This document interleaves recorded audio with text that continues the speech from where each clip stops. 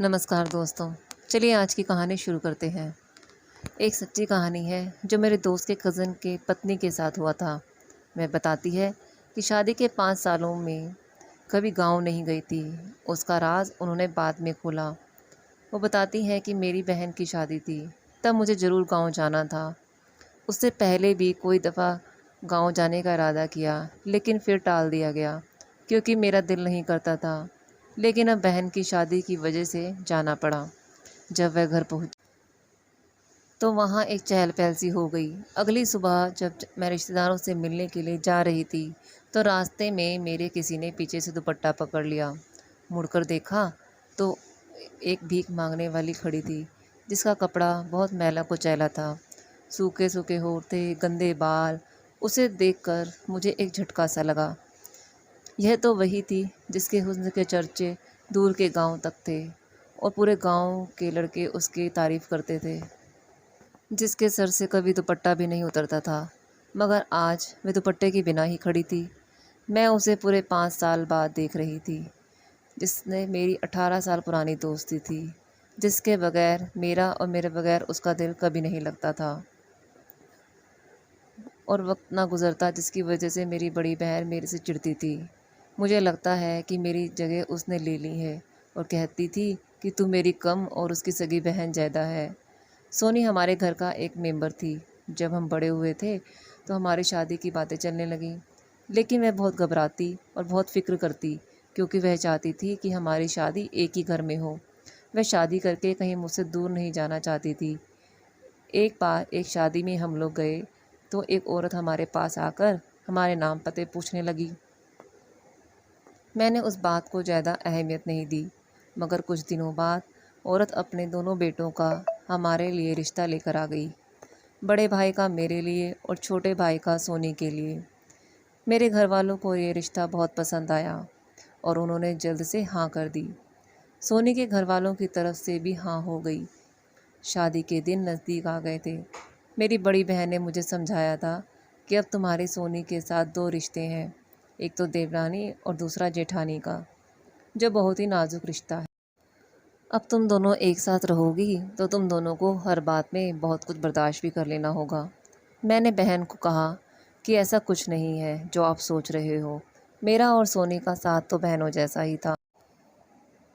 हमारा तो सालों का अरमान था जो पूरा हो रहा है। हम देवरानी जेठानी बाद में हैं, दोस्त पहले हैं। मैं और सोनी अपनी शादी से बहुत खुश थे। हमारी ज़िंदगी बहुत खूबसूरत हो गई थी। शादी के 1 साल बाद मेरी गोद में बेटा था और सोनी की गोद में भी एक बेटा था। मेरे पति की नौकरी शहर में लग गई थी। वह पढ़े लिखे थे, इसलिए उनको शहर में ही नौकरी करनी पड़ी। वह ज़िद कर रही थी कि मैं और मेरा बेटा भी उनके साथ शहर चले, जबकि मेरा दिल किसी शहर जाने के लिए तैयार नहीं था। आखिरकार मेरे पति शहर चले गए। जब आए तो खूब सारे गिफ्ट लेकर आए। हमारी एक बेटी भी हो गई थी। मेरा बेटा 4 साल का हो गया था। जिस घर में हम रहते थे उस घर के बीच में एक छोटी सी दीवार थी। एक हिस्से में मैं और दूसरे हिस्से में सोनी रहती थी। यह हिस्से तो बस नाम के थे, वरना हम दो इकट्ठे रहते थे। मैं दोबारा प्रेग्नेंट हो गई थी, मगर सोनी के यहाँ एक बेटे के बाद दोबारा बच्चा नहीं हुआ। इस बार मेरे पति ने ज़िद पकड़ ली कि तुम मेरे साथ शहर चलो, यहाँ अकेली कैसे रहोगी। और बड़े बेटे का एडमिशन भी तो स्कूल में करवाना है। मेरे सारे ससुराल वालों ने भी कहा कि वह ठीक कह रहा है, तुम जाओ, मना मत करो। सबके समझाने पर मुझे मजबूरन पति की बात माननी पड़ी, मगर मैं दिल में खुश रही थी कि कुछ वक्त बीत गया। मेरे यहाँ मेरे छोटे बेटे की पैदाइश हुई।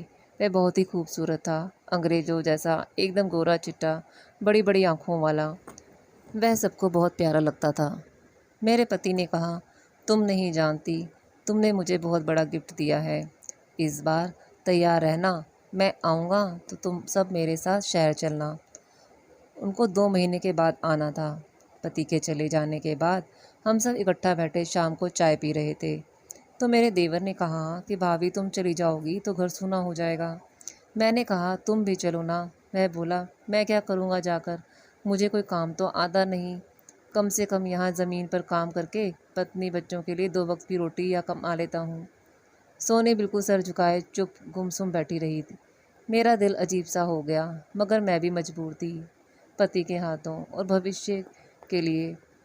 कुछ दिनों बाद मेरी तबीयत भी थोड़ी सी बेचैनी शुरू हो गई। मेरी तबीयत में थोड़ी सी भारीपन आ गया।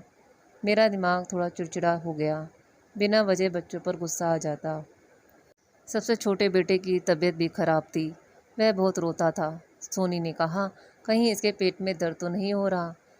हम दोनों उसको डॉक्टर के पास ले गए। डॉक्टर ने उसको आराम की दवाइयाँ दी। उसको थोड़ा सा आराम आया, लेकिन रात को फिर से उसने रोना शुरू कर।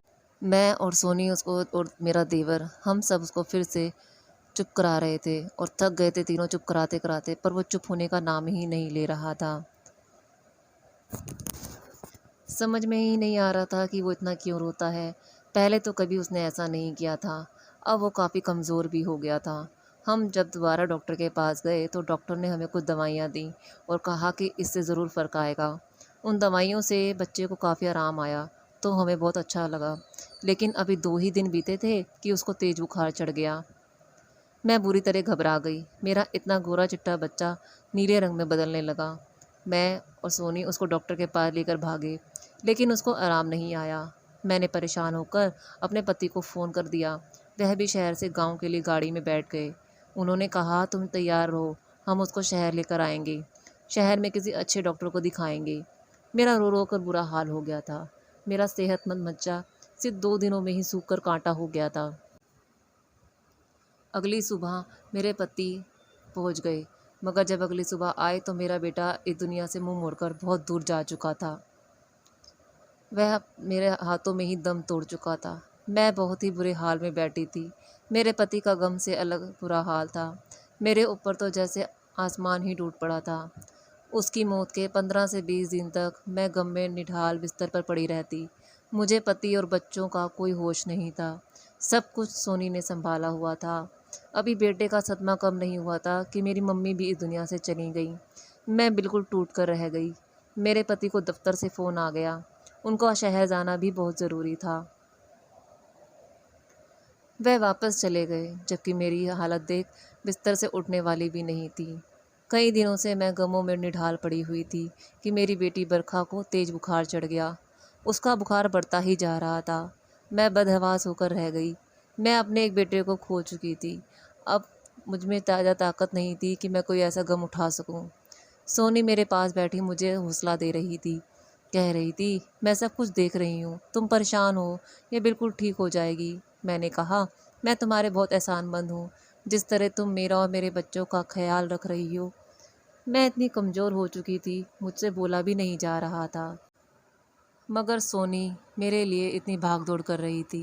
वह मेरे बच्चों की देखभाल कर रही थी, दिन रात हमारे लिए काम करती।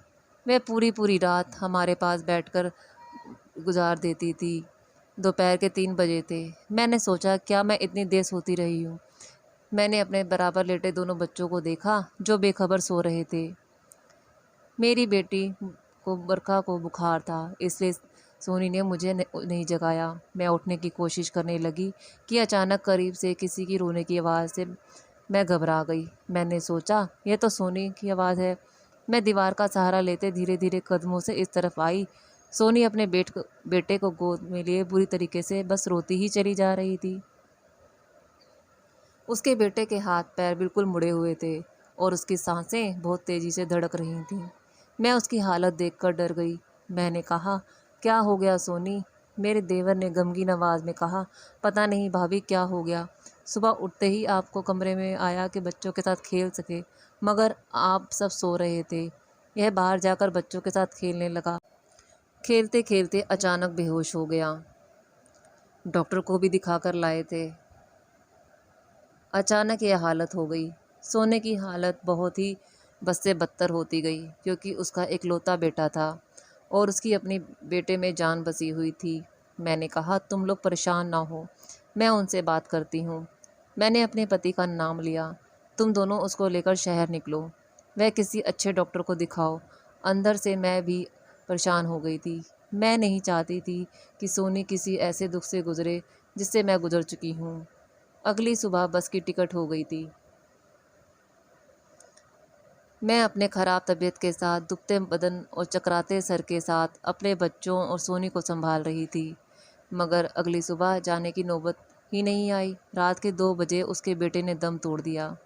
मैं दहशत भरी नज़रों से सोनी को बेहाल देख रही थी और खुद डर में बैठी थी। क्या हमारे बच्चों को किसी की नज़र लग गई है? जब उसके बेटे को अर्थी उठी तो सोनी बेहोश होकर गिर पड़ी। मेरे पति भी आ चुके थे। हमारे घर का हर आदमी टूट सा गया था। अब मुझे अपने दोनों बच्चों की फ़िक्र हो रही थी। मुझ में अब कोई गम उठाने की हिम्मत नहीं थी। मेरे पति और देवर ने हमारे घर एक पंडित जी को लेकर आए, जिन्होंने हमारे बच्चे का नामकरण किया था। उनके घर लेकर आ गए। मैंने जल्दी से दुपट्टा लेकर उन लोगों की तरफ भागी। वह हमारे घर में देखने के लिए आए थे कि लगातार 2 बच्चों की मौत हो चुकी है और वह एक काबिल पंडित जी थे जो हर चीज़ बताया करते थे और नामकरण, शादी वगैरह भी कराया करते थे। वह हमारे गांव के जाने माने पंडित थे। वह बहुत ही अच्छे इंसान थे। उनके शब्द, आवाज़ में ऐसा जादू था कि सामने वाला उनका भक्त हो जाता। जब वह हमारे घर के लिए आए तो हमने उनकी बड़ी खातिर नवाज की। नरम शब्दों से बात करते थे। अचानक बात करते करते रुक गए। फिर वह जैसे हवा में कुछ सूंघने लगे और इधर उधर देखते हुए बोले, पता नहीं क्यों मुझे हवाओं में कुछ चुड़ैल की हंसी महसूस हो रही है। फिर वह मेरे हिस्से की तरफ जाने लगे। वहां पहुंचकर वह मेरे कमरे के बाहर आंगन में बने कच्चे फर्श के पास बैठ गए। फिर उस जगह रुककर गौर से उस मिट्टी को देखने लगे। मैं उनसे दूर खड़ी सब देख रही थी। उन्होंने मेरे पति से कहा, यहाँ से मिट्टी हटाओ। मेरे पति मिट्टी हटाने लगे और अचानक ज़मीन के अंदर से जो चीज़ निकली उसे देखकर मैं चकरा गई। मिट्टी का एक पुतला था। उस पुतले के साथ एक पर्ची थी जिस पर कुछ लकीरें बनी हुई थीं और उस पर्ची पर बरखा का नाम लिखकर उस पर क्रॉस का निशान बनाया गया था। हम सब ना यकीन कर पाने की निगाहों से देख रहे थे। अचानक मेरे दिमाग में एक धमका हुआ। जिस रात मुझे बुखार था, मैंने आंगन में साया देखा था जो मेरे कमरे के बाहर मिट्टी खोद रहा था। मेरे पति और देवर ने दोनों हाथों से अपना सर पकड़ लिया और कहा कि किसका काम है पंडित जी। पंडित जी ने मेरे देवर से कहा कि तुम्हारी पत्नी की तबीयत कैसी है। वह परेशानी से बोले, पंडित जी बहुत ज़्यादा बुरा हाल है। पंडित जी ने कहा, क्या मैं उनसे मिल सकता हूँ? उसने कहा, जी हाँ, आ जाएं। मेरी पत्नी के ऊपर मंत्र भी पढ़ दीजिएगा और मेरी पत्नी के लिए प्रार्थना भी कर दीजिएगा, उसका गम हल्का हो जाए। सोनी बिस्तर पर लेटी हुई थी। पंडित जी का आने का सुनकर बड़ी मुश्किल से उठ बैठी थी। फिर धीरे से उनको नमस्ते किया। पंडित जी ने उसके पास पहुंचकर जोर से सांस ली और उनको चेहरे का रंग गुस्से से लाल हो गया। मैं गुस्से से बोले, जो तुमने किया है उसी का फल तुम्हें मिला है। तुमने जो जादू किया है वह उसी का ही नतीजा है कि तुम्हारी भी गोद उजड़ गई है। मगर तुम्हारी अपनी गोद उजड़ गई, अपनी दुनिया भी तुमने खुद बर्बाद करी है। और भगवान जो तुम्हारे साथ किया है वह बहुत अच्छा किया है, वह तुम्हें कभी माफ़ नहीं करेगा। पंडित जी की बातों पर हम सब हैरानी से देख रहे थे। अचानक सोनी का ऊंचा ऊंचा रोना शुरू हो गया। उसे एक दौरा पड़ गया। वह चिल्लाते हुए बोली, मैं क्या करती, मेरे साथ ही ऐसा क्यों हुआ। हम एक साथ पले बड़े, एक साथ पढ़ाई की, लेकिन किस्मत ने मुझे धोखा दे दिया। शादी भी एक दिन हुई, एक ही घर में हुई, मगर उसका पति मेरे पति से खूबसूरत और पढ़ा लिखा था और मैं यहाँ मामूली ज़िंदगी बिता रही थी। ये बातें मुझसे बर्दाश्त नहीं हो सकती थीं। मैं रोज़ अखबार पढ़ करती थी। अखबार में एक पैराग्राफ था जिसमें काले जादू करके वाले का पता था। मैंने उस खत के ज़रिए उससे बातचीत की। पहले मैंने उसके बड़े बेटे को रास्ते से हटाना चाहा, फिर इस पर अमल करवाकर अब मुझे उसकी बेटी को भी हटाना था। मैंने ही पुतला ज़मीन में गाड़ा था क्योंकि मैं ही चाहती थी कि उसके तीनों बच्चे मर जाएं ताकि यह शहर ना जा सके, क्योंकि अपनी औलाद के खाते जा रही थी और मैं कैसे बर्दाश्त कर लेती कि वहाँ जाकर ठाठ से रहती। इस काला जादू के मुताबिक उस ज़मीन पर जहाँ पुतला गाड़ा था उससे सबसे पहले जो भी चलता हुआ आधा उस अमल को लपेट में आ जाता। उस रात मैं नींद की दवाई दूध में मिलाकर दे चुकी थी। मैं जानती थी कि ये सब सोते रहेंगे मगर बरखा ज़रूर उठकर बाहर आएगी। मगर मेरा क्या मुझ पर ही वापस आ गया। सुबह जब मैं सोकर उठी तो मेरा बेटा मेरे बराबर में नहीं था। मैं घबराकर उसको देखने गई तो उसके कमरे में वापस आ गई, यह कहते हुए कि चाची और सब सो रहे हैं। मैंने उसको आता देख कर दिल पकड़ लिया और फिर मुझे फल मिल गया। वह रोती हुई अपना सर पीटती हुई चीख रही थी और मैं यकीन से सोनी को देख रही थी। मुझे लग रहा था जो मैंने सुना वह शायद मेरे कानों ने गलत सुना है। मेरा दिल कह रहा था मैं चीख चीख कर रोऊं कि क्या कोई इंसान जलन में इतना भी गिर सकता है। जिस लड़की के साथ मैं बचपन से खेलती हंसती पढ़ती हुई आई हूँ, क्या वो मेरे साथ इतना गलत कर सकती है। पंडित जी ने कहा जो लोग भगवान की दी हुई चीज़ पर राज़ी नहीं होते उनका यही अंजाम होता है। मैं दीवार का सहारा लिए छोटे छोटे कदम उठाती बाहर आ गई। मेरे देवर ने नफरत से चीख के पत्नी को कहा, मैं सोच भी नहीं सकता तुम इतनी घटिया हो। मैं अपने कमरे में आकर बिलक बिलक कर रोने लगी, मगर मेरा दिल रो रहा था। सोनी मेरे पास आई और रोती हुई बोली, मुझे माफ़ कर दो। मैं उसको कहा, जो औरत अपने बच्चे की जान ले ले क्या उसे माफ़ किया जा सकता है। मैं वहाँ से बिना कुछ बोले, उसे बिना देखे अपने पति और बच्चों के साथ उस घर से नहीं बल्कि उसकी ज़िंदगी से और गांव से निकल गई। मेरे देवर ने उसको डिवोर्स दे दिया था। अपने बेटे की मौत और फिर पति की जुदाई में उसने अपना दिमाग संतुलन खो बैठी। अब वह गांव-गांव, गलियों-गलियों में बिखरती थी, बेहाल घूमती। मैं दोबारा पलटकर गांव नहीं गई, लेकिन अब 5 साल बाद जब मैं वापस गई तो उसने मेरे दुपट्टे को पकड़ लिया, मगर मैं अपने दुपट्टे को उसके हाथों से छुड़ाकर और उसको नज़रअंदाज करती हुई आगे बढ़ गई। भाभी की ये बातें सुनकर मुझे समझ आ गया कि जलन सबसे बुरा जादू है, जो करने वाले और जिसे कराया जाए वह दोनों को ही बर्बाद कर देता है। काला जादू और जादू करने वाले कराने वाले दोनों ही गलत होते हैं। तो कैसे लगी मेरी कहानी, कृपया मुझे कमेंट में ज़रूर बताइएगा। और अगर आपको ये कहानी ज़रा सी भी अच्छी लगी हो तो लाइक और सब्सक्राइब भी ज़रूर कर दीजिएगा।